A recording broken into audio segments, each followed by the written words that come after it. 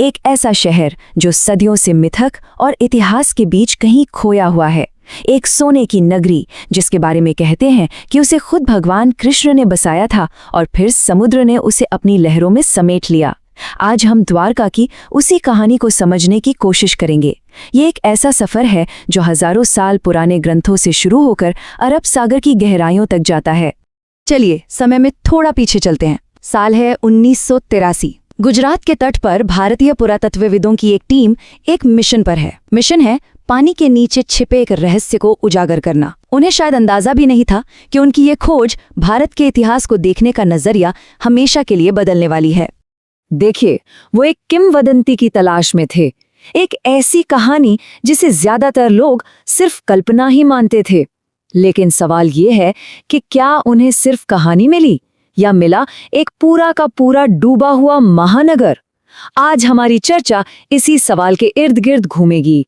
तो चलिए सीधा उस पल में चलते हैं जब पहली बार इस राज से पर्दा उठा। समुद्र की गहराइयों में जब उनकी नजर उन आकृतियों पर पड़ी तो एक पल के लिए उनकी सांसें थम गईं।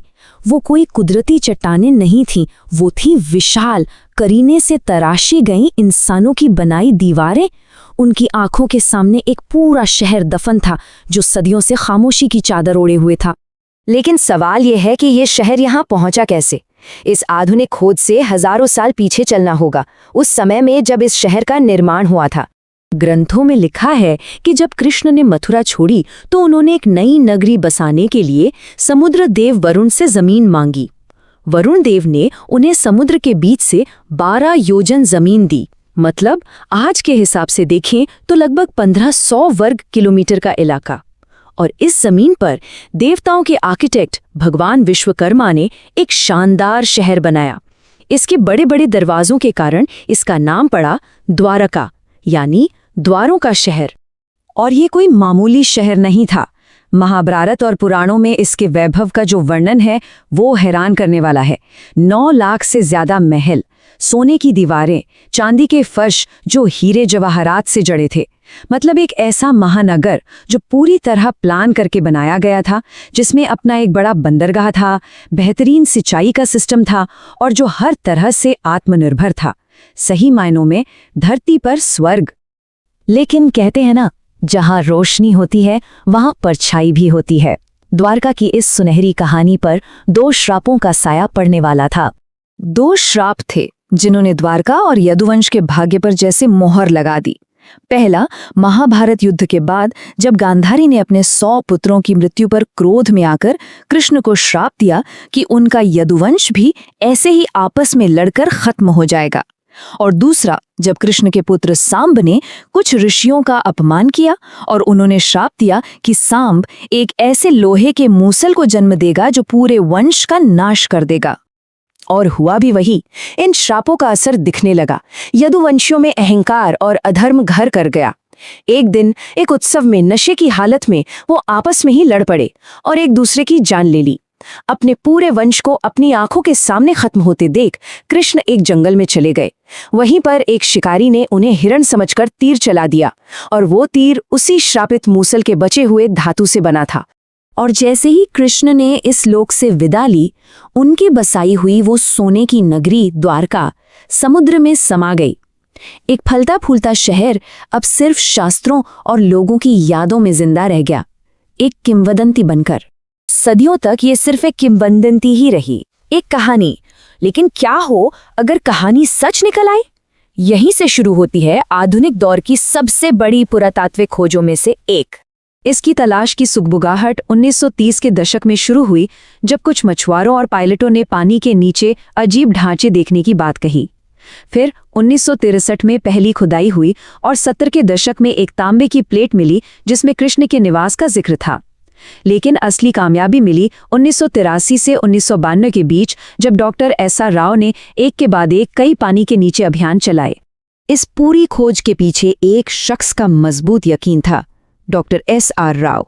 उस दौर में बहुत से लोग इसे धार्मिक सोच कहकर खारिज कर रहे थे, लेकिन डॉक्टर राव का मानना था कि हमारे शास्त्र सिर्फ कहानियां नहीं बल्कि ऐतिहासिक दस्तावेज हैं। पैसों की कमी, तकनीक की कमी, कुछ भी उन्हें रोक नहीं पाया। और उनकी मेहनत रंग लाई। उनकी टीम को 560 मीटर लंबी शहर की दीवार मिली, पत्थर के खंभे मिले और ऐसे प्राचीन लंगर मिले जो एक बड़े बंदरगाह की तरफ इशारा करते थे। उन्हें मिट्टी के बर्तन और मोहरें भी मिलीं। और जब इन चीजों की कार्बन डेटिंग हुई, जो किसी भी चीज की उम्र पता लगाने की एक वैज्ञानिक तकनीक है, तो पता चला कि ये हजारों साल पुरानी है। अब ये लगभग तय हो चुका था कि द्वारका कोई कल्पना नहीं थी। डॉक्टर राव की खोज ने एक दरवाजा तो खोल दिया था, लेकिन अब दुनिया को और भी ठोस वैज्ञानिक सबूत चाहिए थे। तो साल 2001 में वैज्ञानिकों ने एक एडवांस सोनार टेक्नोलॉजी का इस्तेमाल किया। इसे ऐसे समझिए जैसे पानी के अंदर का एक्सरे, और जो नतीजा सामने आया वो हैरान करने वाला था। समुद्र के नीचे एक पूरे शहर का नक्शा उभर आया, सीधी गलियों और ज्यामितीय इमारतों के साथ। बात यहीं खत्म नहीं हुई। जब इन खंडरों से मिली चीजों की कार्बन डेटिंग की गई तो नतीजे चौंकाने वाले थे। एक लकड़ी का टुकड़ा करीब 9000 साल पुराना निकला। 9000 साल? ये तो हड़प्पा सभ्यता से भी हजारों साल पहले की बात है। इस एक खोज ने वैज्ञानिकों को भी दोबारा सोचने पर मजबूर कर दिया। तो अब सबसे बड़ा सवाल था, द्वारका डूबी कैसे? क्या ये सिर्फ एक श्राप था या इसके पीछे कोई वैज्ञानिक कारण भी था? और यहीं आकर देखिए कैसे आस्था और विज्ञान एक ही बिंदु पर मिल जाते हैं। पौराणिक कथा कहती है कि कृष्ण की मृत्यु के बाद शहर डूब गया, और वैज्ञानिक अध्ययन ये बताते हैं कि लगभग उसी समय पूरी दुनिया में समुद्र का स्तर बहुत तेजी से बढ़ा था, जो किसी बहुत बड़ी सुनामी या प्राकृतिक आपदा का संकेत हो सकता है। इस पूरी खोज ने द्वारका को अतीत के पन्नों से निकालकर सीधे हमारे आज में लाकर खड़ा कर दिया है। इसी साल 25 फरवरी को प्रधानमंत्री नरेंद्र मोदी ने खुद उस जगह पर गोता लगाया जहां माना जाता है कि कृष्ण की नगरी डूबी हुई है। उन्होंने समुद्र के नीचे मोर पंख अर्पित किए, जो हमारी इस सदियों पुरानी विरासत को फिर से जीवंत करने का एक बहुत शक्तिशाली प्रतीक था। तो आज 2 द्वारका हैं। एक जो गुजरात के तट पर एक बड़ा तीर्थ स्थल है जहां हर साल लाखों लोग आते हैं, और दूसरी कृष्ण की वो खोई हुई नगरी जो समुद्र की गहराइयों में एक ऐसी महान सभ्यता के सबूत के तौर पर मौजूद है जिसे दुनिया लगभग एक कहानी मानकर भूल चुकी थी। ये खोज सिर्फ एक शहर की नहीं है, ये भारत के गहरे और गौरवशाली अतीत की खोज है। द्वारका की ये यात्रा हमें एक बहुत बड़ी बात सिखाती है कि इतिहास और किंवदंतियां सिर्फ कहानियां नहीं होती, वो सच्चाई हो सकती हैं जो बस सही समय पर सही नजरिए से खोजे जाने का इंतजार कर रही हैं। और ये सोचने पर मजबूर करता है, दुनिया भर में और न जाने कितनी ऐसी किंवदंतियां होंगी जो अपनी खोज का इंतजार कर रही हैं।